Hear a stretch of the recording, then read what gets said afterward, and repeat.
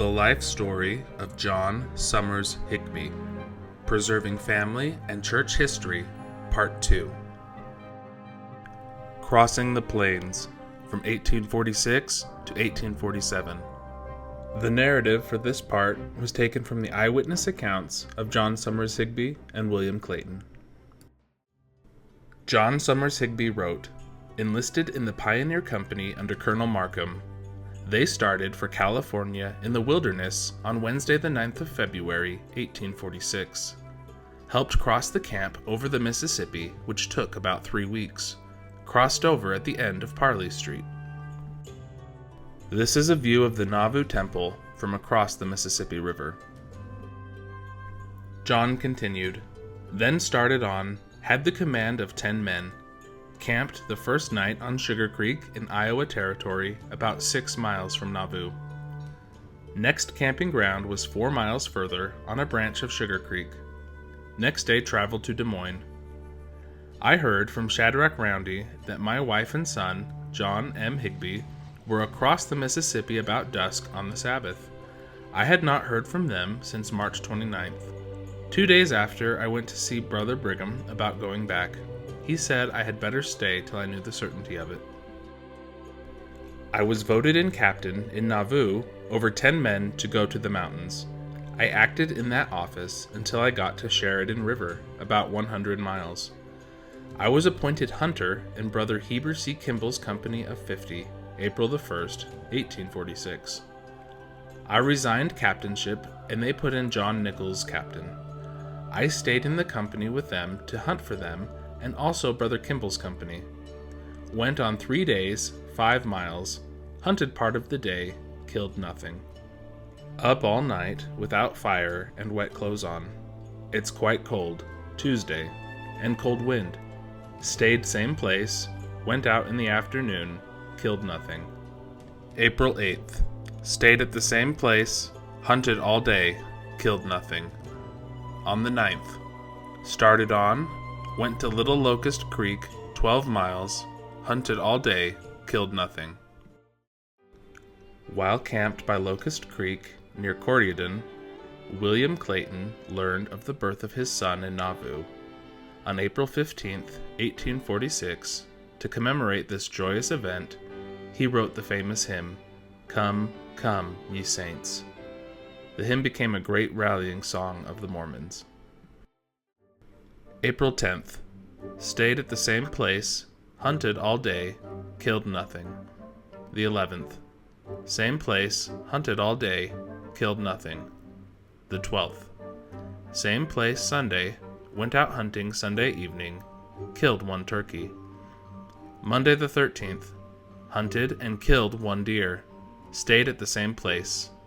On the 14th, I went on 3 miles on Big Locust. I hunted some, killed nothing. I received a letter this day, the 14th, from my wife, which gave me much joy. I went to meet my family. I met them 2 miles this side of Bonaparte, traveled with them until we arrived at Mount Pisgah, about 4 weeks' journey. Got there the last of May, put in a garden. Wilford Woodruff wrote, I stopped my carriage on the top of a hill, in the midst of a rolling prairie, where I had an extended view of all about me. I beheld the saints coming in all directions, from hills and dales, groves and prairies, with their wagons, flocks, and herds, by the thousands. It looked like the movement of a nation. My companion, Sarah Ann Voorhees Higbee, died June the 15th, 1846, being 41 years, 1 month, 30 days old. About this time, recruits were being signed up for the Mormon battalion. I volunteered, taking John with me, a neighbor caring for the other children. Drove teams to Council Bluffs, but when we got there, the battalion had been gone 24 hours. John M. cried because he could not go. Married again on the 17th of August, 1846, to Mrs. Judith Ball Tate, a widow. Traveled on with the saints to Council Bluffs. The council appointed me to take charge of the ferry across the Missouri River on the 26th of November. I was appointed to take charge of the 19th Ward in winter quarters, Omaha Nation. I acted in the office of bishop over the 19th Ward till the last of April 1847, when I was chosen by Heber C. Kimball to go as hunter to the mountains in the Pioneer Company. The articles that I put in I will enumerate. I got my things in Brother John Wheeler's wagon on the first day of April. 3.75 pounds of corn, 1 wash kettle, 1.55 pounds of flour, 1 bucket, 150 pounds of sifted meal, 1 bake kettle, a half bushel of potatoes, a hatchet and knife, 1/4 bushel of beans, 6 bags, 1/4 bushel seed corn, 17 pounds of meat, 12.5 pounds of salt, 1 fish net, 1 broad axe, 1 chopping axe, 1.5-inch auger, 1 hoe, hatchet and knife, 1 Jaeger gun, 1 brace pistol, 4 pounds of powder, 8 pounds of lead, an iron wedge, 1 horse saddle, bridle, martingales, halter, rope, blanket, and so forth, 1 trunk of clothing, 1 fish net, garden seeds of various kinds. Amount $130. Winter quarters, Omaha Nation, April the 9th, 1847. Left this place about 2 o'clock for the mountains in the Pioneering Company. Traveled 30 miles. Organized in a military company of which I was appointed captain over 9 men. This was on the 17th of April. The 18th lay by for Sunday. Catched with my net about 100 fish on the way. Thus far, the names of the men of the 11th are as follows: John S. Higbee, Captain; John Wheeler; Solomon Chamberlain; Conrad Kleinman; Thomas Rooker; Perry Fitzgerald; John Tibbetts; James Davenport; Henson Walker; Benjamin Rolfe, to 1 wagon. I have a large saddle, bridle, and ride my horse, hunt occasionally, and fish. The law given this day is to go to our wagons at the sound of the horn at 8:30, attend prayers, go to bed, get up at 5 at the sound of the horn, attend prayers, travel with our guns in hand. William Clayton recorded, April 18th, 1847. I walked some this afternoon in company with Orson Pratt, and suggested to him the idea of fixing a set of wooden cogwheels to the hub of a wagon wheel, in such order as to tell the exact number of miles we travel each day. He seemed to agree with me that it could be easily done at a trifling expense. After the encampment was formed, I went to Brother Luke Johnson and asked him to draw my tooth, which has pained me so much for a long time. While I was speaking to him, Stephen Markham came up and wanted him to take his team and the revenue cutter, the name by which the leather boat is called, back about 2 miles, as they designed to scene in one of the lakes. Brother Luke Johnson drives the team, which draws the boat, and rides in the boat as in a wagon. I concluded I would go and watch them fish, and started out on foot. I overtook Markham and John S. Higbee, and in our conversation I mentioned to Brother John S. Higbee the same idea I had advocated to Orson Pratt, and he seemed to coincide fully. John S. Higbee, Stephen Markham, and Luke Johnson took the camp's leather boat and went ahead to some small lakes. John recorded, April 20th, catched 200 fish, mostly carp. Came to part of the tribe of the Pawnees. We gave them tobacco. They were not satisfied. Put out 50 men for guard, expected some danger. April 22nd. Traveled on to Missionary Station. I got 16 pounds of grain. On the 23rd, traveled to Pawnee Village, which was burned, upward of 200 houses. On the 24th, crossed the Lost Fork of the Platte River in Nebraska. Dangerous crossing, got over safe. April 25th, Sunday, lay by at noon. When day broke, 6 Indians crept close to our camp. 2 fired upon them, did not kill any. I was chosen for one of the buffalo hunters Sunday evening. April 26th, traveled 18 miles. On the 30th, traveled 20 miles, still on the left fork, 1/3 the way up to Grand Island, traveled 16 miles. On May 1st, killed a sandhill crane, saw for the first time a drove of buffalo. We went out, 8 or 10, and killed 4 old ones and 7 calves, traveled 18 miles. William Clayton recorded, May 1st, 1847. The appearance of the wild buffalo at a distance is somewhat singular. The color of the back and about halfway down the sides is a light brown. The rest is a very dark brown. The shoulder appears slightly rounded and humped. When running, the large shaggy head hangs low down, about halfway in height between the ground and the top of the shoulder. They canter like any ox or cow, but appear far more cumbersome and heavy, especially about the foreparts, which look larger than they really are on account of the long, thick, matty hair. They run tolerably fast, but a good horse will easily gain on them. They will run a long time without diminishing their speed. Their meat is very sweet and tender as veal. The marshes, soils, and plants insulated the previous winter's ice, and it melted slowly through the summer. Under the marshes, a thick mat of ice could be found late into June or early July. John recorded, May 2nd, ice this morning, 1/2 inch thick. Lay by today. I went out to attend to the cattle, and a buffalo came up within a few rods of me. We had plenty of meat, and it's counsel to not kill any at present. It went off unmolested. I could have shot it sure if I wanted. Went on a few miles and stopped. On the 3rd, lay by to hunt and for blacksmithing. I killed an antelope calf. On the 4th, traveled on, met a trader going to the settlements, sent a letter to my family. Last night and this morning, the cannon fired that there is danger of Indians. Drilled our tens at noon, traveled 12 miles. May 5th, I killed a buffalo calf. There were 6 calves and 1 cow killed today. Traveled 12 miles. We see thousands of buffalo. Cast your eye any way, you can see buffalo.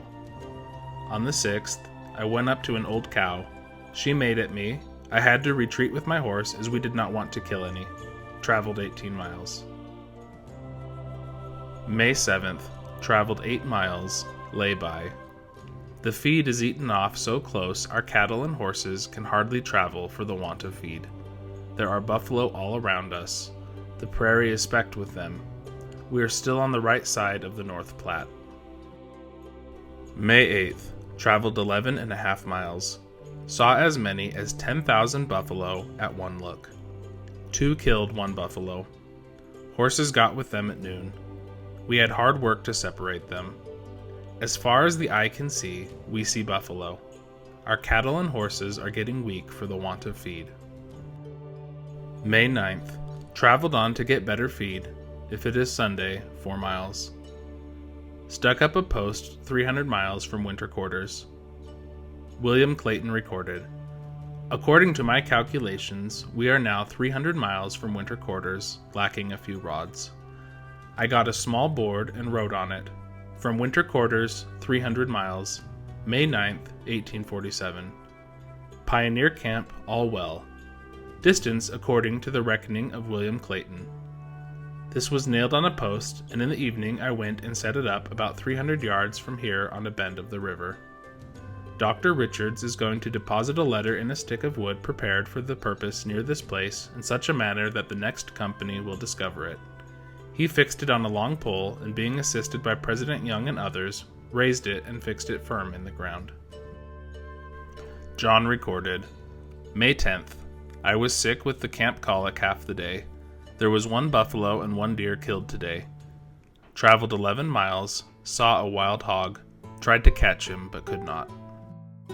May 11th, traveled 8 miles. On the 12th, traveled 12 miles, killed 1 buffalo. We saw Indian signs plenty today. We expect they are the Sioux. May 13th, cold, so we need our great coats and mittens, then not warm. Traveled to the junction of the South Fork of the Platte. Stayed at the mouth of Barren River, 11 miles distance. Wilford Woodruff wrote, "There is one thing concerning the Platte River worthy of note. It is much of the way a mile in width, generally covered with water, but very shallow. When the south wind blows hard, the water all rushes to the north shore, so that one would suppose that there was a great rise in the tide. When the wind shifts to the north, the water immediately recedes from the north shore until one can walk across 2/3 of the river on bare ground. Thus the river constantly ebbs and flows like a tide." John recorded May 14th. "Still cold and a little rain and thunder. We have to take to the bluffs as the river and bluffs come together. Traveled 8 miles.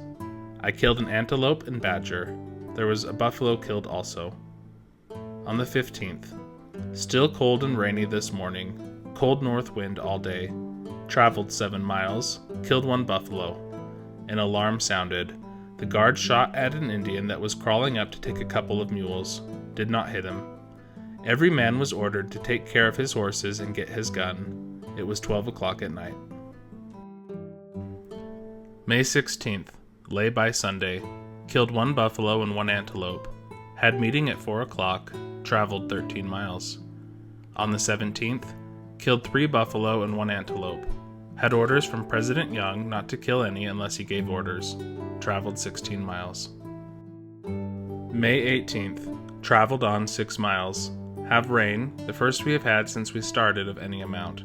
We came a short distance over a high sand ridge, came into the bottom again, traveled 2 miles after the rain. Thomas Bullock recorded, "President Young rode a short distance up on horseback, heard a snake's rattle, his horse stepped a little to one side. Brother Thomas Woosley, following on foot, the snake made a jump at him and reached to within a few inches of his foot. Brother Young then told Brother Higbee to fire, which he did, cutting off the snake's head. He then kicked the snake into the creek, and President Young named it Rattlesnake Creek." John recorded, May 19th, traveled 16 miles. On the 20th, crossed a stream about 3 rods wide, traveled 16 miles, got out of the buffalo range. May 21st, traveled 16 miles. 3 Indians came to us today. They soon made off again. These are the first we have seen since the Pawnees. These are the Sioux Indians. Traveled 16 miles today. Found mammoth bones. May 23rd, Sunday. Lay by at night. Came on and cold rain with thunder and wind. May 24th. Cold. Snowed in the morning. There's 32 Indians come to us this evening. They wanted something to eat. Traveled 16 miles. I traded my pony with them for a bay horse. William Clayton recorded, May 24th, 1847. About 5:30 we discovered a party of Indians on the opposite side of the river moving west. When we formed our encampment, they crossed over the river. Some of the brethren went to meet them, carrying a white flag with them. When the Indians saw the flag, some of them began to sing, and their chief held up a U.S. flag. It was soon ascertained that their object was to obtain something to eat. A number of them came to the camp and were conducted around by Colonels Markham and Rockwood. They were shown a 6 and 15 shooter, also the cannon, and the gunners went through revolutions a number of times, which seemed to please them much. They are all well dressed and very noble looking, some having good clean blankets, others nice robes, artfully ornamented with beads and paintings. All appeared to be well armed with muskets. Their moccasins were indeed clean and beautiful. One had a pair of moccasins of clear white, ornamented with beads, etc. They fit very tight to the foot. John recorded, May 25th. Traveled 12 miles past Chimney Rock at night. Killed 2 antelope today. On the 26th. Traveled 12 miles. Killed 4 antelope today, about 75 miles from Fort Laramie. I put my horse this morning in the cutter. He was frantic at first, but up and drawed as well as any horse. I rode in the wagon for the first time today, about an hour. May 27th. Traveled 14 miles, killed 4 antelope, and got up to the Septish Bluffs. Thunder and rain this evening. On the 28th. Traveled 12 miles. On the 29th. Rainy morning. President Young called the camp together and said he did not want to go any further without a change of spirit. The people covenanted to repent and to do better. Started at 1 o'clock, traveled 9 miles. May 27th. We behold buffalo tracks and signs lately. Crossed over to the north bank of Platte. Killed 1 antelope, seen a number. I saw 8 buffalo as I supposed. This morning 4 men went back to our encampment on Sunday night to hunt 2 horses the Indians stole last night. 15 Indians fired on them, did not get the horses. I went through a dog town. I suppose I saw 1,000 dogs. It was 1/2 mile long and 200 yards wide. They barked much like dogs. They were about the size of rabbits. May 28th. Hunted all day, killed nothing.